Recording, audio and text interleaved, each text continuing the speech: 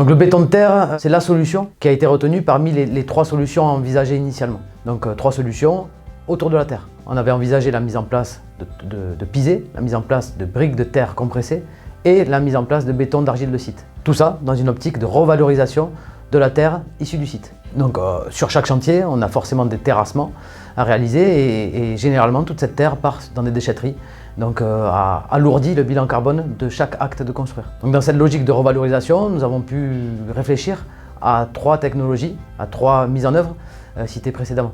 Donc c'est le savoir-faire des entreprises locales qui nous a encouragés à tendre vers cette solution de béton d'argile de site. À partir de là, nous nous sommes réunis autour de la table avec une maîtrise d'ouvrage motivée, avec une maîtrise d'œuvre motivante et avec un bureau de contrôle à l'écoute.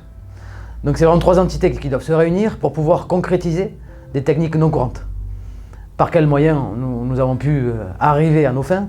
Le bureau de contrôle a formalisé un avis de chantier sans passer et nous a permis d'éviter, on va dire, de passer par un ATEX. Une solution qui était trop contraignante et trop onéreuse par rapport à l'échelle du projet.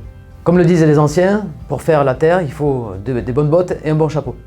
D'un point de vue architectural, ce dicton se traduit par un soubassement en béton qui va venir supporter les murs, les parois en béton d'argile de site qui seront chapeautés par un débord de toiture. La règle des lentes courts induite par la technique de béton d'argile de site va impacter fortement la façade avec des menuiseries plutôt verticales qui vont donner un certain rythme et une certaine vibration de façade en adéquation avec le territoire et les façades adjacentes. Pour plus de matérialité et pour faire un peu plus vibrer ce béton d'argile de site, nous avons choisi de le sabler sur l'extérieur.